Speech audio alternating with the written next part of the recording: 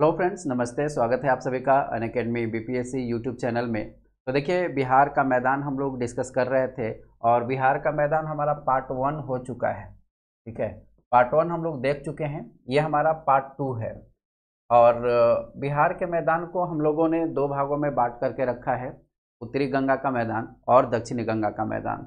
तो उत्तरी गंगा के मैदान को पार्ट 1 में ही हम लोगों ने अच्छे से पूरे विस्तार पूर्वक देख रखा है। अब हम लोग दक्षिणी बिहार के मैदान को देखेंगे और दक्षिण का संकीर्ण पठारी क्षेत्र। इन दो टॉपिक को आज हम लोग कवर करने वाले हैं पूरे विस्तार पूर्वक। तो जितना हो सके वीडियो को अपने सभी साथियों के साथ आप लोग शेयर कर दीजिए। जितना हो सके वीडियो को शेयर कर दीजिए और वीडियो को लाइक ज़रूर कर दीजिए। कम से कम मैं 500 लाइक का टारगेट आप लोगों को देता हूँ। 500 लाइक कम से कम इस वीडियो पे आप लोग पूरा ज़रूर करेंगे। तो बिहार के मैदान से क्वेश्चन अक्सर पूछे जाते हैं आपके एग्जामिनेशन में। चाहे बिहार में आप किसी भी एग्ज़ाम की तैयारी कर रहे हो, BPSC, CDPO, Bihar SI, Bihar SSC, CGL, किसी भी एग्ज़ाम की तैयारी कर रहे हैं उसमें पूछा ही जाता है। किस तरह से क्वेश्चन पूछा जाता है वो भी मैं आप लोगों को बताते ही चलूँगा। तो चलिए खैर, अब हम लोग शुरू करते हैं वीडियो को। शुरू करने से पहले आप लोगों को बताना चाहता हूं कि अगर आप लोग बीपीएससी की तैयारी करना चाहते हैं बेहतरीन ढंग से, तो आप हमारे साथ आ सकते हैं, अनअकैडमी के साथ आ सकते हैं। अनअकैडमी का ऐप आप लोगों को इंस्टॉल करना है और इस ऐप में बीपीएससी के बहुत सारे कोर्सेस आप लोगों को मिल रहे हैं। साथ ही आपको बता दूं कि अगर आप लोग यहाँ पर सब्सक्रिप्शन लेना चाहते हैं तो 31 जुलाई तक, ध्यान दीजिएगा, 31 जुलाई यानी कि आज लास्ट डेट है, हमारा ऑफर चल रहा है। ठीक है, 31 जुलाई हो गया है, 31 जुलाई तक आज लास्ट डेट है। अगर आप लोग कोड लगाएंगे ABH10LIVE तो आप लोगों को 20% का डिस्काउंट मिलेगा। ठीक है, 20% का आप लोगों को डिस्काउंट मिलेगा ABH10 लाइव कोड इस्तेमाल करने पर। तो अभी जाइए सब्सक्रिप्शन लीजिए। साथ ही आप लोगों को बता दूं कि सिर्फ यही ऑफर नहीं है, एक और ऑफर है आप लोगों के लिए। ठीक है, अगर आप लोग कोड ABH10 लाइव लगाते हैं, ABH10 लाइव, तो आप लोगों को 20% का तो डिस्काउंट मिल ही रहा है। साथ में आप लोगों को बता दूं कि अगर आप 12 महीने का सब्सक्रिप्शन लेते हैं तो 3 महीने का एक्स्ट्रा मिलता है, यानी कि आप लोगों को 15 महीने का सब्सक्रिप्शन हो जाएगा। अगर आप लोग 24 महीने का सब्सक्रिप्शन लेते हैं तो 6 महीने का सब्सक्रिप्शन एक्स्ट्रा आप लोगों को मिलेगा, यानी कि 30 महीने का आप लोगों को मिल रहा है। तो ये ऑफर भी आप लोगों के लिए है इसी में। तो अभी जाइए सब्सक्रिप्शन लीजिए। कोड याद रखिएगा कि कोड अगर आप लोग लगाएंगे ABH10 लाइव तभी आप लोगों को इसका फायदा मिलेगा, इस ऑफर का फायदा मिलेगा। और आज अंतिम तिथि है, लास्ट डेट है। आज ही जाइए और आप लोग सब्सक्रिप्शन रात 12 बजे से पहले ले लीजिए और हमारे साथ तैयारी में लग जाइए। तो लगभग आप 50% का बचत कर पा रहे हैं।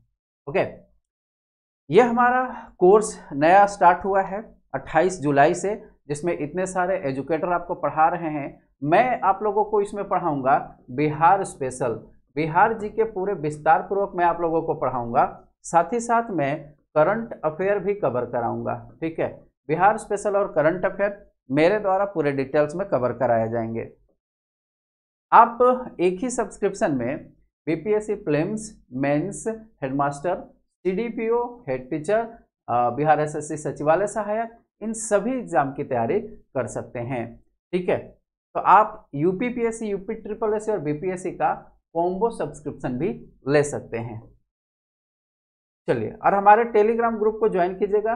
टेलीग्राम में आप लोगों को पीडीएफ मिलेगा, तो टेलीग्राम में आप लोगों को सर्च करना है अनअकैडमी अभिमन्यु सर, मिल जाएगा, ज्वाइन कर लीजिएगा। चलिए फिर अब शुरू करते हैं। बिहार का मैदानी क्षेत्र जो है ये हमने देख लिया था, उत्तर बिहार का मैदान। अब हम लोगों को आज दक्षिण बिहार के मैदान को डिस्कस करना है। तो दक्षिण बिहार के मैदान की ओर चलते हैं थोड़ा सा, है ना। ये सारा कुछ हमने देख लिया था, तो सीधा अब हम चलते हैं दक्षिण बिहार का मैदान। ठीक है, दक्षिण बिहार के मैदान की ओर चलते हैं। अब मैं थोड़ा सा बिहार का मैप बना देता हूं, ठीक है, ताकि आप लोगों को मैं अच्छे से चीज़ों को एक्सप्लेन कर सकूं, अच्छे से समझा सकूं। ठीक है, मैप के ऊपर, मैप पर ही सारा का सारा डिस्कशन हम लोग करेंगे, है ना। बहुत अच्छे से आप लोगों को समझाने का प्रयास करूंगा, और पार्ट 1 जो है उम्मीद करता हूं कि अच्छे से आप लोगों को समझ में आया होगा। अगर पार्ट 1 का वीडियो नहीं देखे हैं तो वीडियो सेक्शन में जाइए, आप लोगों को बिहार के मैदान के नाम से वो मिलेगा, आप जा करके और जरूर देखिए। ठीक है,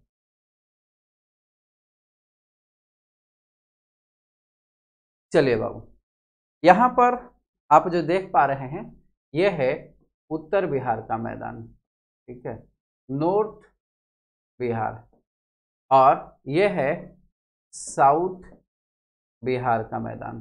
ठीक है, साउथ बिहार का मैदान। मैदानों का निर्माण कैसे हुआ है ये तो मैं आप लोगों को बता चुका हूं कि मैदान का निर्माण कैसे सॉरी, मैदान का निर्माण कैसे हुआ है, या कहीं भी हो, बिहार ही नहीं पूरे विश्व में मैदान का निर्माण किस प्रकार से होता है। मैदानों के निर्माण में मुख्य भूमिका जो होती है वो होती है नदियों की। ठीक है, नदियों के द्वारा लाया गया जो अवसाद होता है और उनके निक्षेपण से ही मैदान का निर्माण होता है। उत्तर बिहार में हम लोगों ने देखा कि बहुत सारी नदियां हैं, जैसे यहाँ पे हमने देखा कि ये गंडक नदी है, ठीक है, घाघरा नदी है, तो इसके अलावा इधर कोसी नदी है, महानंदा नदी है, ठीक है, बूढ़ी गंडक नदी है। तो बहुत सारी नदियां हैं, और ये नदियां अपने साथ इधर से हिमालयी क्षेत्र से निकल करके आ रही हैं, और अपने साथ ये अवसाद लेकर के आ रही हैं, है ना। अवसाद मिट्टी, बालू और जो भी चीज़ें होती हैं उन सबको अपने साथ ले करके आती हैं, और इन्हीं अवसादों को इन मैदानों में आकर के और छोड़ देती हैं। इन्हीं अवसादों से मिट्टी का जो निर्माण होता है, जिसको हम लोग बोलते हैं जलोढ़ मिट्टी। ठीक है, तो जलोढ़ मिट्टी से ही इन मैदानों का निर्माण हुआ है। ठीक है, इसीलिए मैक्सिमम भाग पर हम लोगों को जलोढ़ मिट्टी देखने को मिलता है। ये सारा कुछ मैंने आप लोगों को बता रखा था। क्योंकि साउथ बिहार के बारे में आज हम चर्चा करेंगे, डिस्कस करने वाले हैं, तो देखिए सबसे पहले तो बात ये आती है, मैंने आप लोगों को बता रखा था, अगर याद है तो कमेंट में आप लोग बताइए।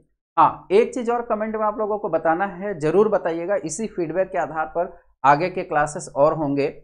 आप लोगों को बताना है कि क्या इस टाइप से जो क्लासेस चल रहे हैं पूरे डिटेल्स में वो आप लोगों को पसंद आता है, या फिर MCQs का जो ऑब्जेक्टिव क्लास आता है वो आप लोगों को ज़्यादा पसंद आता है, ये आप जरूर बताइएगा। ठीक है, देखिए बाबू, बिहार का कुल क्षेत्रफल है 94,163, ठीक है, स्क्वायर किलोमीटर। 94,163 स्क्वायर किलोमीटर ये कुल क्षेत्रफल है। उत्तर बिहार का क्षेत्रफल जो है वो बिहार के, दक्षिण बिहार के क्षेत्रफल से ज़्यादा है। दक्षिण बिहार के क्षेत्रफल की अगर बात करें तो 33,670 है। याद रखिएगा कि 33,670 स्क्वायर किलोमीटर है। देखिए बाबू, 33,670 स्क्वायर किलोमीटर। अच्छा, यहाँ पर हम जो बात कर रहे हैं वो ये बात कर रहे हैं कि बिहार के मैदान का क्षेत्रफल। ठीक है, बिहार के मैदान का क्षेत्रफल हम देख रहे हैं। अब बिहार के मैदान में अगर आप आएंगे, ऐसा नहीं है कि पूरे दक्षिण बिहार की ही हम बात कर रहे हैं कि इसका क्षेत्रफल 33,670 स्क्वायर किलोमीटर है, नहीं।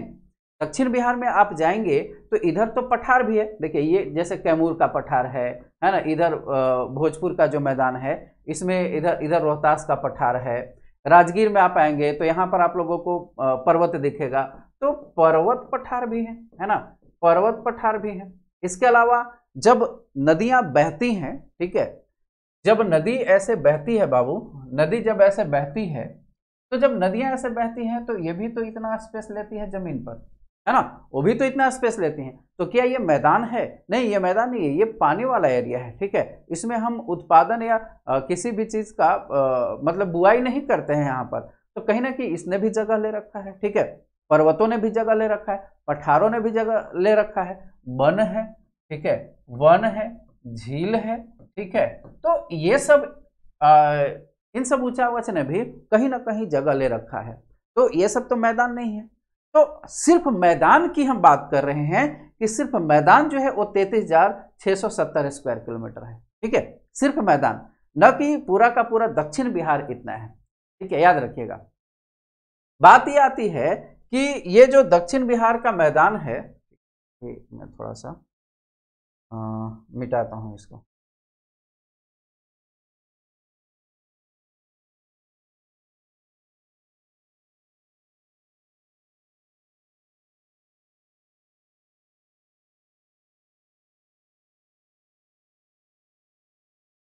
चलो देखिए, अब बात ये आ रही है कि ये जो दक्षिण का मैदान है हमारा, वो कहां से कहां तक इसका विस्तार है। तो इसका विस्तार ये जो आप देख रहे हैं ये है गंगा नदी। गंगा नदी से लेकर के और छोटा नागपुर के पठार तक, ठीक है। गंगा नदी से लेकर के और नीचे जो है हमें पता है कि इधर है झारखंड का एरिया, है ना, इधर झारखंड का एरिया है, इधर है झारखंड, और झारखंड में है छोटा नागपुर का पठार, इधर है पलामू का पठार, ठीक है, इधर पलामू का पठार है, इधर उत्तरी छोटा नागपुर का पठार है, और इन पठारों से ही लगा हुआ ये क्षेत्र है। इसीलिए इधर जो है ये वाला जो एरिया है ये पठारी क्षेत्र है, ठीक है। बिहार का भी कुछ भाग जो है वो पठारी क्षेत्र है ये सब, ठीक है। तो अगर कोई आपसे पूछे कि दक्षिण बिहार के मैदान का विस्तार कहां से कहां तक है, तो दक्षिण बिहार के मैदान का विस्तार गंगा नदी से लेकर के और दक्षिण में छोटा नागपुर के पठार तक इसका विस्तार है। इतना आप लोगों को याद रखना है। अब यहां पर मैप को जैसा कि आप लोग देख पा रहे हैं, जैसे जैसे आप पूरब की ओर बढ़ेंगे, पश्चिम से पूरब की ओर बढ़ने पर इसकी चौड़ाई क्या हो रही है, पश्चिम से पूर्व की ओर जाने पर चौड़ाई घट रही है, ठीक है। पश्चिम से पूर्व की ओर जाने पर क्या हो रहा है, चौड़ाई घट रही है ना। जैसा कि आप देख रहे हैं इधर चौड़ाई ज्यादा है, इधर चौड़ाई कम है, तो इधर से इधर जाने पर चौड़ाई घट रही है, ठीक है। इसका निर्माण बात आती है कि हमने तो उत्तर बिहार के मैदान को देखा कि उत्तर बिहार के मैदान का निर्माण नदियों के द्वारा लाए गए अवसाद के निक्षेप से हो रहा है, लेकिन दक्षिण बिहार के मैदान का निर्माण फिर कैसे हुआ है। तो देखिए दक्षिण बिहार के मैदान का निर्माण भी सेम उसी टाइप से हुआ है, लेकिन यहां पर बात यह आती है कि इधर की जो नदियां थी ये हिमालयी नदियां थी, उत्तर बिहार की नदियां, और इन नदियों में सालों भर जल था।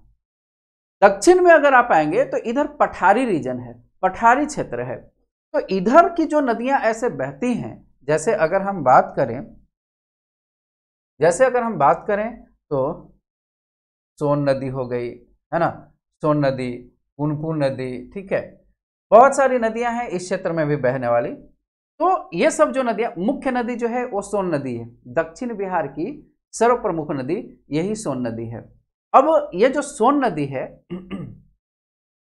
ये जो सोन नदी है बाबू, सोन नदी अमरकंटक पहाड़ी से निकल करके आती है, मध्य प्रदेश के अमरकंटक से, या और भी जो नदियां हैं सबके सब पहाड़ पठार से निकल करके आते हैं। ये नदियां गर्मियों के दिन में सूख जाती हैं, है ना, बरसात के दिन में इनमें जल होता है और बरसात के दिन में ही ये प्रवाहित होती हैं। अब जाहिर सी बात है कि ये नदियां प्रवाहित हो रही हैं पठारों से होकर के, पहाड़ी से होकर के, तो अपने साथ ये क्या लेकर के आएंगे, तो अपने साथ चूंकि पहाड़ी पत्थर से आ रही हैं तो इनमें, इनके जल में जो मिट्टियां होंगी वो बलुई मिट्टी होंगी, है ना, बलुई मिट्टी होगी, साथ ही साथ पत्थर होंगे, है ना, कंकड़ पत्थर ये सब होंगे, कंकड़ होंगे, पत्थर होंगे, यही सब इसके साथ आएंगे, ठीक है, क्योंकि पठार से होकर के ये नदी बह रही है। अब ये जो मैदान है, इस मैदान में ये नदी बह रही है, तो जाहिर सी बात है कि बलुई या पथरीली मिट्टी का ये निक्षेप इधर ऐसे करेगी। तो इस मैदान का जो निर्माण होगा, यहाँ पे जिस मैदान का निर्माण होगा वो बलुई मिट्टी का होगा, ठीक है। यहाँ पर जो मिट्टी पाई जाएगी वो बलुई मिट्टी ही ज्यादातर हम लोगों को मिलेगी। इसीलिए उत्तर बिहार और दक्षिण बिहार का जब हम कंपैरिजन करते हैं कि इन दोनों में सबसे ज्यादा उपजाऊ फर्टाइल कौन है, तो उत्तर बिहार का मैदान जो है वो ज्यादा फर्टाइल है, ज्यादा उपजाऊ है, जबकि दक्षिण बिहार का मैदान इसके कंपैरिजन में कम उपजाऊ है। इसके पीछे कारण यह है कि यहाँ पर जलोढ़ मिट्टी पाई जाती है, जबकि यहाँ पर मैक्सिमम बलुई मिट्टी जो है वो हम लोगों को देखने को मिलती है। कंकड़ीली मिट्टी, बलुई मिट्टी हम लोगों को यहाँ पर देखने को मिलती है। दूसरी बात यह भी है कि उत्तर बिहार के मैदान में सालों भर जल रहता है। सालों भर जल रहता है इन नदियों में, तो इन नदियों से नहर निकाल करके हम सिंचाई कर लेते हैं। यहाँ पर भी यहाँ पे गर्मी के दिनों में तो नदी सूख जाती है, सिर्फ बरसात में ये नदी बहती है, तो बरसाती नदी है। और दिनों में हमें सिंचाई करना होगा तो हम कहाँ से पानी लाएंगे?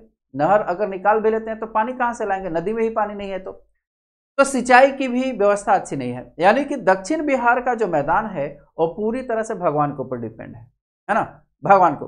दक्षिण बिहार में ये औरंगाबाद का जो क्षेत्र है वो सबसे ज्यादा सूखाग्रस्त रहता है। सबसे ज्यादा सूखाग्रस्त औरंगाबाद ही रहता है, सबसे कम बारिश यहाँ पर ही होती है, ठीक है।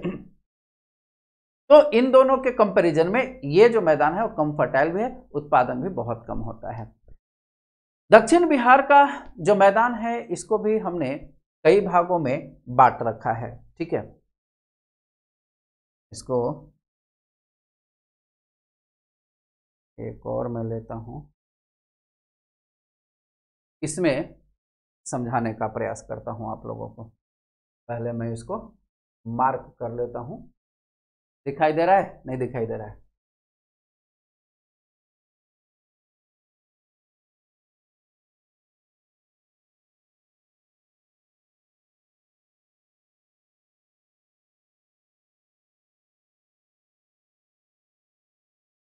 यह है बिहार का मैप हमारा। इसमें अच्छे से एक्सप्लेन करके आप लोगों को, मैप से ही अच्छे से आप लोगों को बताऊंगा।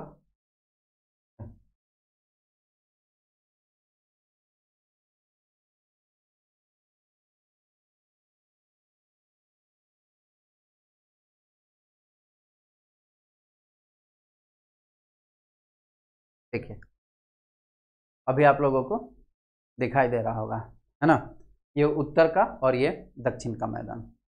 दक्षिण का भी जो मैदान है इसको हम कई भागों में बांटते हैं। दक्षिण बिहार का मैदान मुख्यतः समतल ही है, ठीक है। मैदान हम समतल भाग को ही कहते हैं, ठीक है।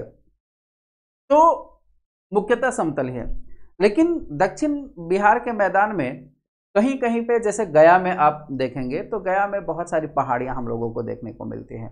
राजगीर में भी पहाड़ी देखने को मिलती है। खड़गपुर की पहाड़ी है, ठीक है। ये देखिए ये खड़गपुर की पहाड़ी है बाबू, यहाँ पर तो खड़गपुर की पहाड़ी है। गिरियक, बराबर की पहाड़ी, ये सब जो पहाड़ियां हैं वो कहीं ना कहीं हमारा जो मैदानी क्षेत्र है, मैदानी एरिया है, मैदानी इलाका है, उसकी एकरूपता को भंग करते हैं। एक जैसे जिस टाइप का एक रूप में ये मैदान है, कहीं कहीं पे ऐसे पहाड़ खड़ा हो गया है ना, तो इसकी एकरूपता को जो है वो भंग करते हैं। गया में पहाड़ है, राजगीर में पहाड़ है, खड़गपुर की पहाड़ी है, बराबर पहाड़ी। तो देखिए पहाड़ियों की जहां तक बात आती है तो उत्तर बिहार में हम लोगों को पहाड़ी नहीं देखने को मिलता है, बहुत कम देखने को मिलता है।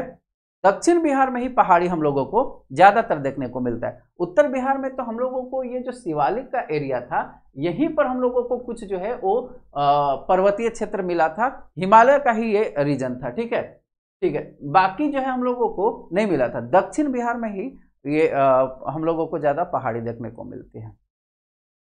अब देखिए बिहार का जो मैदान है इसको भी हमने कई भागों में बांट रखा है।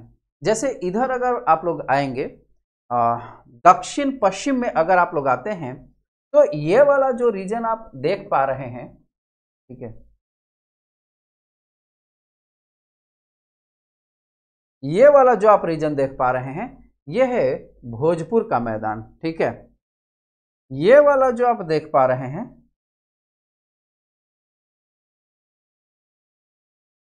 ठीक है, ये है कैमूर का पठार, ओके।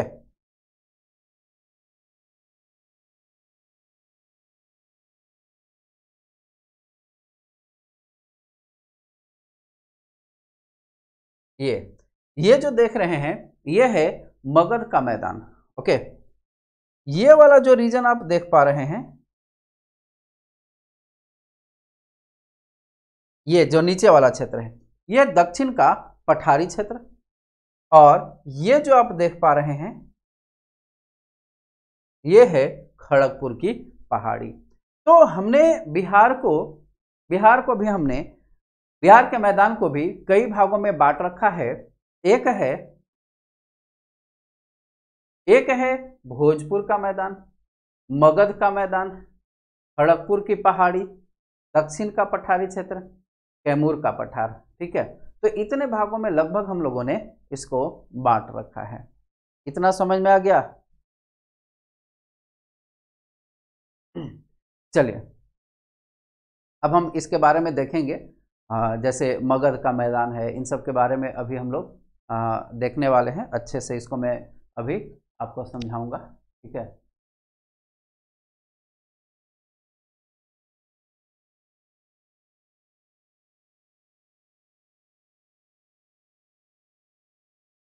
देखिए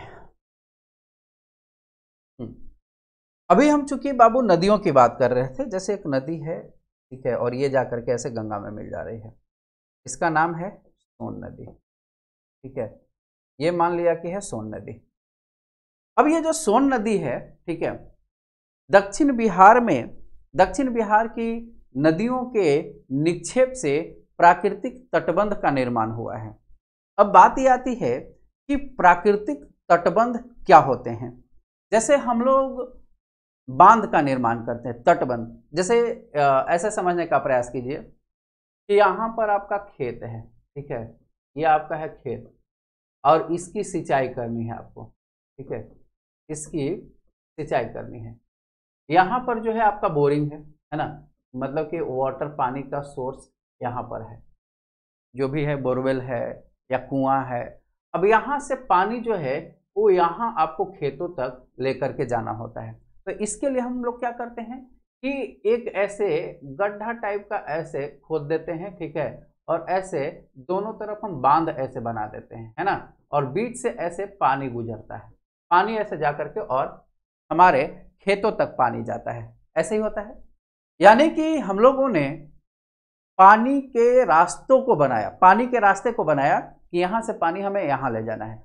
तो पानी के दोनों ओर क्या किया कि हमने ऐसे बांध बना दिया, इसको बोलते हैं तटबंध।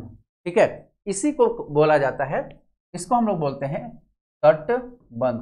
तट का मतलब तो समझते हैं आप लोग, है ना। तट पानी का, जो पानी से लगा हुआ जो क्षेत्र होता है, एरिया होता है, उसको तट हम लोग बोलते हैं। और तट पर क्या है, बांध बना हुआ है, तो इसको हम लोग बोल दिए तटबंध बोल दिए। तो वही बात कहा जा रहा है यहाँ पर बाबू, ये तो हमने बनाया, ठीक है, ये आर्टिफिशियल है, हमने बनाया, छोटा सा है ये। कहा जा रहा है कि ये दक्षिण पठार की जो दक्षिण बिहार की जो नदियां हैं, जब बिहार में बहती हैं तो ये प्राकृतिक तटबंध का निर्माण करती है। अब बात ये आ रही है कि ये प्राकृतिक तटबंध कैसा होता है, किस टाइप के प्राकृतिक तटबंध का ये निर्माण करती हैं। अब थोड़ा सा मैं एक इमेज आप लोगों को दिखाने का प्रयास करता हूँ। ये फोटो अगर आप लोगों को दिख रहा है तो देखिए, इसमें आप लोगों को अच्छे से नजर आएगा। ठीक है, प्राकृतिक तटबंध। यहाँ पर जैसा कि आप देख पा रहे हैं कि ये पानी है, ठीक है, ये है वाटर, ये पानी है ना, कोई नदी है और नदी जो है ऐसे बह रही है। ठीक है, नदी ऐसे बह रही है। अब नदी बहने के क्रम में अपने साथ जो बालू, मिट्टी, ये सब के कण, अब चूंकि ये पठारी नदी है, पठार से होकर के आ रही है, तो जाहिर सी बात है कि अपने जल में ये बलुई कण, ये सब ही लेकर के, पथरीली चीजें ही लेकर के आएंगी। तो इसका निक्षेप ऐसे करती है इधर। ठीक है, इसका निक्षेप करती है, मतलब कि ये ऐसे बाहर पानी के द्वारा ही ऐसे बाहर इसको फेंकने का प्रयास करती है। लेकिन आप लोगों ने कभी कभी अक्सर देखा होगा कि ठीक है, पानी के साथ अगर मिट्टी है तो मिट्टी तो पूरी तरह से घुल जाएगा, है ना, और घुल करके पानी के साथ दूर जा सकता है।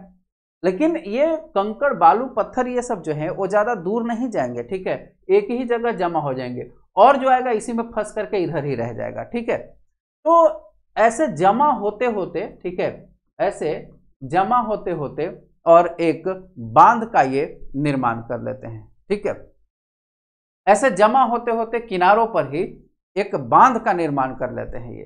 तो ये बांध का निर्माण कैसे हुआ, नदियों ने खुद से इस बांध का निर्माण कर दिया है। अपने जल के साथ, इसके जल के साथ जो भी कंकड़ बालू आ रहे थे, इसका निक्षेप इधर कर दिया, इसको ऐसे छोड़ते गया इधर। ठीक है, तो इससे बांध का निर्माण हो गया। ऐसा होने में 1-2 साल में नहीं होता है, कई साल लग जाते हैं, कई 100 साल भी लग जाते हैं। और तब जा करके ये तटबंध का निर्माण होता है। ठीक है, इसी को बोलते हैं प्राकृतिक तटबंध। तो दक्षिण बिहार की जितनी जो नदियां हैं, ठीक है, दक्षिण बिहार की जितनी जो नदियां हैं ये तटबंध का निर्माण करती हैं, प्राकृतिक तटबंध का निर्माण करती हैं। ठीक है, पठारों और पहाड़ियों की ओर से आने वाली जो नदियां हैं वो गंगा नदी में सीधे नहीं मिलती है। ठीक है, यहाँ पे सोन नदी है, पुनपुन है, क्यूल है, फल्गु है, ये सब सर्वप्रमुख नदियां हैं, दक्षिण बिहार की नदियां हैं। ठीक है, देखिए फल्गु नदी की जहां तक बात आती है वो तो नदी में हम लोग पढ़ेंगे। फल्गु नदी गंगा में डायरेक्ट जाकर के नहीं मिलती है, ताल के क्षेत्र में ही ये फल्गु समाप्त हो जाती है। ठीक है, और फल्गु नदी जो है ये पिंडदान के लिए जाना जाता है, काफी पवित्र नदी इसको माना जाता है। ठीक है, गया में, बोधगया में, गया में जो है वो पिंडदान किया जाता है इसमें। ठीक है, चलिए अब हम चलते हैं आगे। अब देखिए, अच्छा बात आती है कि ये जो टाल क्षेत्र होता है बाबू, टाल क्षेत्र जैसे आप लोगों ने देखा होगा कि कहीं कहीं आपने देखा होगा कि एक ये एरिया है, मैं समझाने का प्रयास करता हूँ आप लोगों को। एक शब्द आ गया है यहाँ पे, टाल क्षेत्र। ठीक है, या टाल भूमि। टाल भूमि, टाल भूमि किसको कहा जाता है? मान लिया कि एक ये क्षेत्र है और ये क्षेत्र जलमग्न हो गया है ना, जलमग्न हो गया, लेकिन यहाँ पर, ठीक है, लेकिन यहाँ पर कोई ऐसा स्थलखंड है जो ऊपर ऐसे दिखाई दे रहा है। ठीक है, ऊपर ऐसे दिखाई दे रहा है। जलमग्न निम्न भूमियां जो होती हैं उसी को टाल या तालाब हम लोग बोलते हैं। पिक्चर में मैं आप लोगों को दिखाने का प्रयास करता हूँ टाल क्षेत्र को। ठीक है, देखिए ये तो दियारा भूमि है, इसी प्रकार का जो है वो टाल क्षेत्र होता है जो जलमग्न होता है, जलमग्न क्षेत्र होता है। और यहाँ पर आप देख रहे हैं कि कुछ भूमि हम लोगों को उच्च भूमि दिखाई दे रही है। ठीक है, तो इसी टाइप के क्षेत्र को टाल क्षेत्र कहा जाता है। टाल या ये इस टाइप का जो तालाब आपको दिख रहा है इसको तालाब हम लोग बोलते हैं। ठीक है, अब हम चलते हैं बाबू आगे की ओर। ठीक है, अब हम आगे की ओर चलते हैं।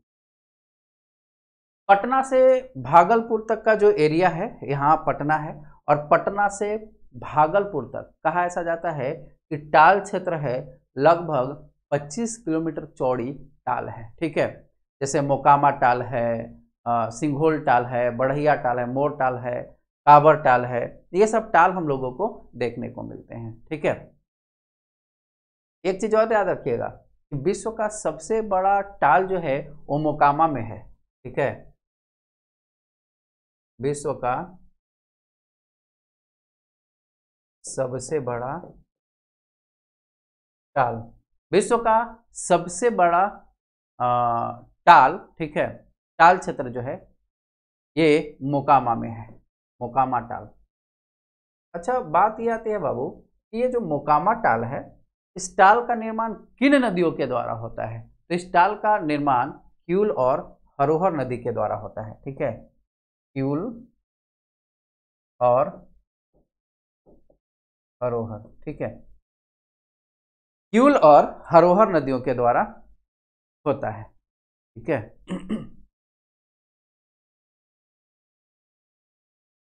इतना समझ में आ गया। अब चलते हैं आगे। अब दक्षिण बिहार के मैदान को हम लोगों ने मुख्य रूप से 3 भागों में बांट रखा है। ठीक है, दक्षिण बिहार के मैदान को, एक है सोनगंगा दोआब या इसको हम बोलते हैं भोजपुर का मैदान। यहां पर आप जो देख पा रहे हैं,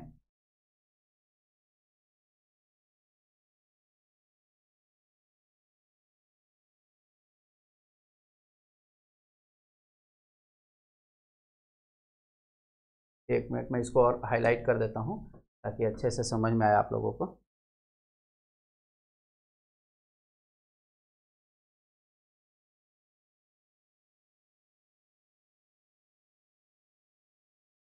ठीक है, देखिए पहला जो है, पहला है सोनगंगा दोआब। ये मान लिया कि सोन नदी है, ठीक है, ये है सोन नदी, तो और इधर है ऐसे गंगा नदी, ठीक है, इधर ऐसे गंगा नदी है। दोआब मैंने आप लोगों को बता रखा है कि दोआब किसको कहा जाता है। दोआब कहा जाता है दो नदियों की बीच की भूमि को दोआब कहा जाता है, ठीक है। एक नदी ये है और एक नदी ये है, तो इन दो नदियों के बीच की ये वाली जो भूमि है इसको हम दोआब कहेंगे। तो ये जो दोआब है इसको हमने कह दिया भोजपुर का मैदान, क्योंकि ये एरिया भोजपुर का एरिया है और मैदानी क्षेत्र है, इसलिए हमने इसको कह दिया भोजपुर का मैदान। तो ये भोजपुर का जो मैदान है वो सोन नदी के किधर है, पश्चिम में है, ठीक है, सोन नदी के पश्चिम में है ये। दूसरा है मगध का मैदान, ठीक है, दूसरा क्या है, मैदानी भाग को हम बांट रहे हैं, ठीक है, मगध का मैदान। अब ये जो है ये किसके किसके बीच स्थित है, तो ये है इधर सोन नदी, ठीक है, ये सोन नदी है, ठीक है, और इधर जो है वो क्यूल नदी है, क्यूल नदी। तो सोन और क्यूल नदी, ठीक है, सोन नदी और क्यूल नदी के बीच स्थित ये मगध का मैदान है, ठीक है, मगध का मैदान है। तीसरा है अंग का मैदान। अंग का मैदान ये वाला जो आप देख रहे हैं यह है अंग का मैदान, अंग का मैदान, ठीक है, ये वाला जो रीजन आप देख रहे हैं अंग, अंग जो है अंग का मैदान, इसका विस्तार कहां से कहां तक है, तो इसका विस्तार है, दूसरे कलर से मैं लिखता हूं, इसका विस्तार है ये जो क्यूल नदी है, क्यूल नदी से लेकर के और इधर जो है इधर है राजमहल की पहाड़ी, राजमहल, ठीक है, इधर राजमहल की पहाड़ी है। तो क्यूल नदी से लेकर के और राजमहल तक का जो रीजन है, जो एरिया है, इसको हम बोलेंगे अंग का मैदान, ठीक है। मुख्य रूप से भागलपुर का जो क्षेत्र है, ठीक है, इधर जो है भागलपुर है, भागलपुर, तो भागलपुर जो है ये अंग के मैदान के अंतर्गत ही आता है। तो क्यूल नदी से राजमहल की पहाड़ी तक ये अंग का मैदान है। तो दक्षिण बिहार के मैदान को हमने मुख्य रूप से 3 भागों में ऐसे बांट रखा है। बाकी ये तो पहाड़ी रीजन है, ठीक है, ये है खड़गपुर की पहाड़ी। अब हम इसके ऊपर डिस्कशन करेंगे, यहाँ वाला जो एरिया है, ठीक है, ये जिसको हम बोलते हैं दक्षिण का पठारी क्षेत्र, ठीक है, दक्षिण का संकीर्ण पठारी क्षेत्र। अब इसके ऊपर हम आएंगे। तो उम्मीद करता हूं इतना आप लोगों को समझ में आ गया होगा। आप लोग अपना फीडबैक जो है वो जरूर देते जाएंगे, ठीक है, कमेंट में बताते जाएंगे।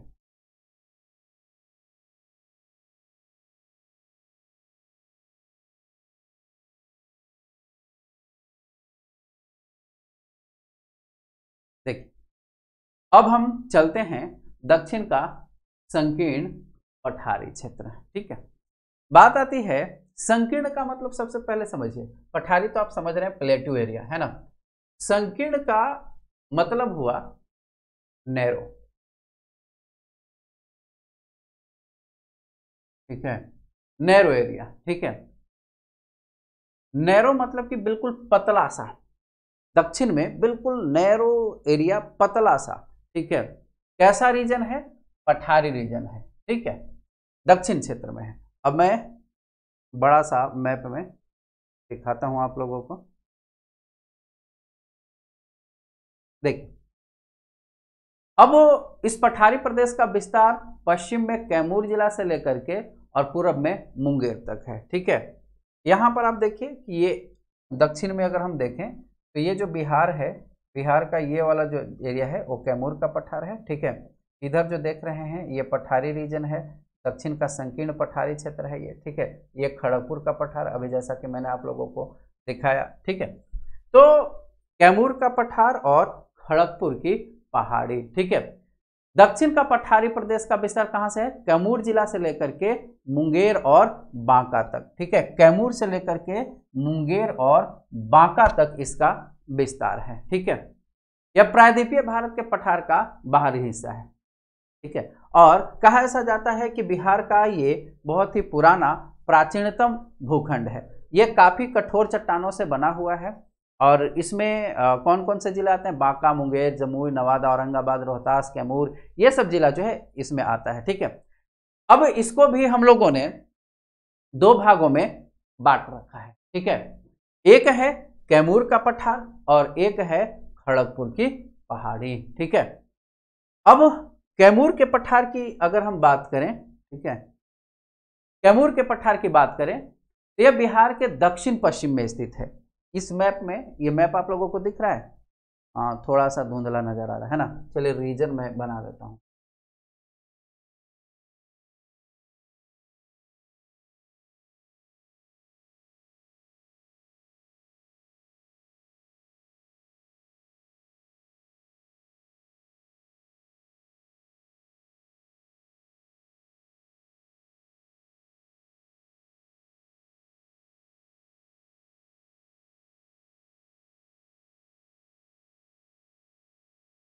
देखिए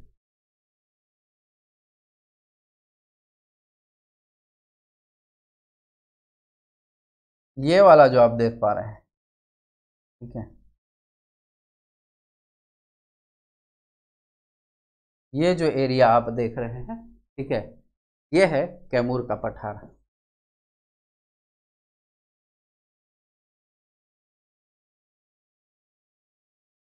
कैमूर का पठार, ठीक है, यह कैमूर का पठार है। कहां पर ये? तो यह है दक्षिण पश्चिम में। अब बात ये आती है कि ये जो पठार है वो किस पर्वत का हिस्सा है? तो ये विंध्यन पर्वत का हिस्सा है। ध्यान दीजिएगा कि ये विंध्यन पर्वत, ठीक है, ये विंध्यन रीजन, विंध्यन पर्वत का ये हिस्सा है।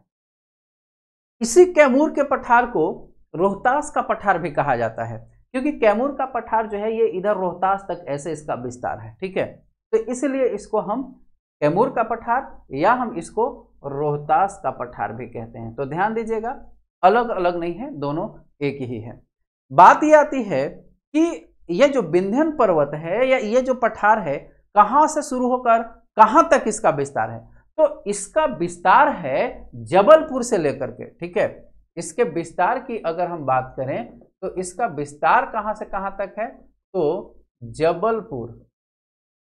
जबलपुर से लेकर के और रोहतास तक, ठीक है। जबलपुर मध्य प्रदेश वाला, ठीक है, मध्य प्रदेश से लेकर के और बिहार तक, ठीक है। जबलपुर से रोहतास तक इस पठार का विस्तार है, ठीक है। इसकी लंबाई की अगर हम बात करें कि ठीक है, तो इसकी लंबाई लगभग कितनी है? तो इसकी लंबाई है 483 किलोमीटर। 483 किलोमीटर इसकी लंबाई है। चौड़ाई है 80 किलोमीटर, ठीक है, चौड़ाई है लगभग 80 किलोमीटर, ठीक है। तो यहीं से आप लोगों से अक्सर क्वेश्चन पूछा जाता है। हाँ, एक चीज और है कि ये जो पठार है, इस पठार में, ये जो पठार है, इस पठार में किस टाइप का खनिज मिलता है हम लोगों को? तो इसमें हम लोगों को लाइमस्टोन मिलता है, चूना पत्थर मिलता है, ठीक है। चूना पत्थर हम लोगों को यहां मिलता है। और ये जो चूना पत्थर होता है, ये सीमेंट उद्योग में इस्तेमाल किया जाता है। सीमेंट उद्योग का ये क्वेश्चन अभी, मतलब कि हमेशा ये क्वेश्चन पूछा जाता है आपसे, 67वीं में भी पूछा था, ठीक है। सीमेंट उद्योग का ये कच्चा माल है, ठीक है, कच्चा माल, रॉ मटेरियल है ये सीमेंट उद्योग का। तो इससे ज्यादा तो खैर क्वेश्चन आप लोगों से नहीं पूछा जाता है ना। अब यहां पर भी आप लोग देखेंगे कि इसकी सतह जो है, ठीक है, इसकी सतह, कैमूर के पठार का जो सतह है वो अपर्दित हो गया है, मतलब कि कटाव हो गया है इसका। अपर्दन होता है, एक तो नदियों के द्वारा होता है, वायु के द्वारा भी होता है। तो इसका शीर्ष भाग जो है वो अपर्दित हो गया है और ऊबड़ खाबड़ बिल्कुल हो गया है, ठीक है, ऊबड़ खाबड़ हो गया है। अब बात आती है कि इसकी औसत ऊंचाई जो है वो कितनी है, ठीक है। इसकी औसत ऊंचाई अगर आप लोगों से पूछ ले कि इसकी औसत ऊंचाई लगभग कितनी है, तो 450 मीटर, 450 मीटर, 450 मीटर इसकी औसत ऊंचाई है, ठीक है। अब एक बहुत ही बेहतरीन क्वेश्चन है कि ये जो है सोन नदी द्वारा, मतलब छोटा नागपुर का पठार, इधर आप देखेंगे तो छोटा नागपुर का पठार है, छोटा नागपुर का पठार और कैमूर का जो पठार है, इसको कौन सी नदी अलग करती है? नदी आपको याद है तो देखिए यहां पर ऐसे जो है वो सोन नदी ऐसे बहती है, ठीक है। तो ये जो सोन नदी है, इधर है छोटा नागपुर, ठीक है, छोटा नागपुर, ठीक है, इधर छोटा नागपुर का पठार है और इधर कौन सा है? कैमूर का पठार है। तो ध्यान दीजिए इसके बीच से ऐसे कौन बह रही है? ये बह रही है, ये बह रही है सोन नदी, है ना, सोन नदी बह रही है। तो क्वेश्चन अगर आप लोगों से पूछे कि कैमूर के पठार और छोटा नागपुर के पठार को कौन सी नदी डिवाइड करती है, अलग करती है, तो यह है सोन नदी, ठीक है, सोन नदी अलग करती है। तो यह है महत्वपूर्ण फैक्ट, इतना समझ में आ गया होगा, है ना।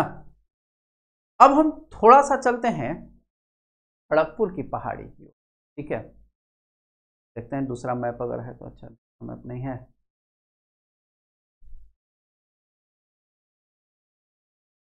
ये नजर आ रहा है आप लोगों को? नहीं नजर आ रहा है, इसका भी रीजन बनाना पड़ेगा। अच्छा चलिए इसमें समझा देता हूँ।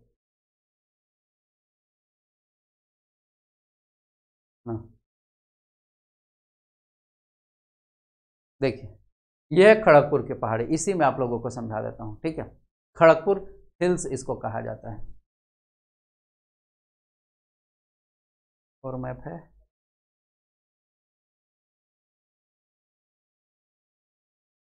चलिए इसमें समझाता हूं आप लोगों को, ठीक है। ये खड़गपुर हिल्स है,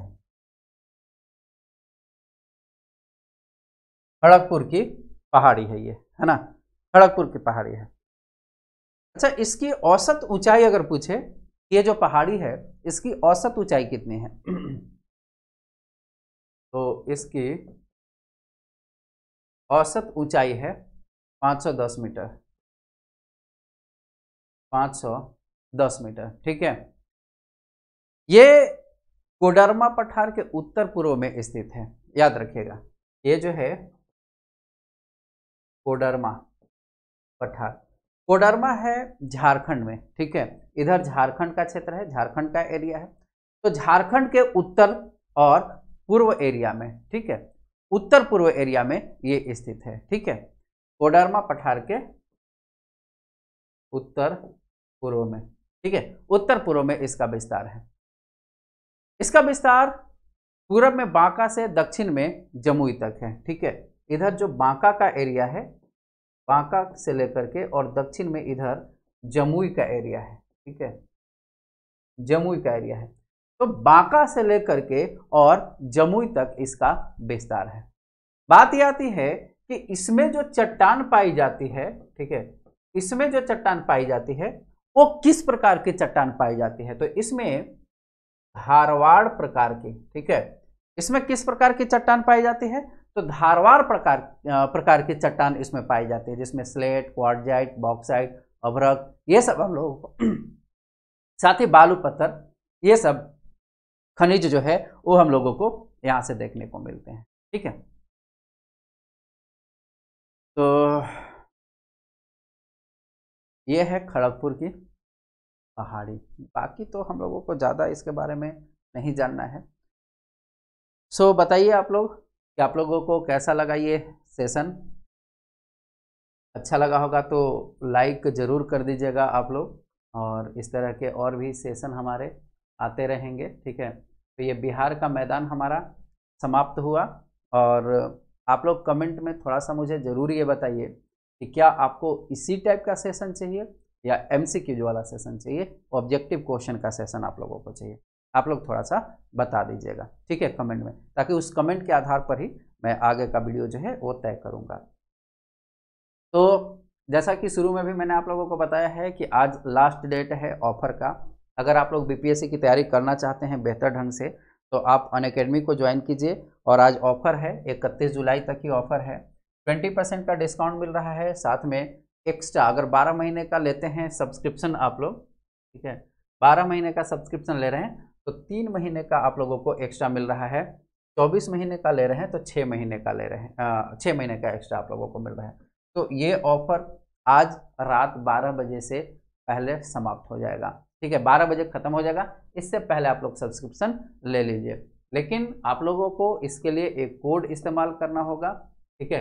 कोड इस्तेमाल जरूर कीजिएगा, ABH10 लाइव, ठीक है, ABH10 लाइव कोड इस्तेमाल कीजिएगा, इसी से आप लोगों को बेनिफिट होगा, फायदा मिलेगा, ठीक है। तो 50% का अतिरिक्त आप लोग एक तरह से कहें तो सेविंग कर पा रहे हैं 50% का। तो जाइए अभी और सब्सक्रिप्शन लीजिए, और कोई भी दिक्कत आती है तो यहाँ पर नंबर भी दिया हुआ होगा कहीं ना कहीं, उस पर आप लोग संपर्क जरूर कीजिएगा, ठीक है, 8585858585, ठीक है, ये है नंबर, ठीक है, 8585858585, ठीक है, ये नंबर है। चलिए मिलते हैं फिर, बहुत बहुत धन्यवाद आप सभी का।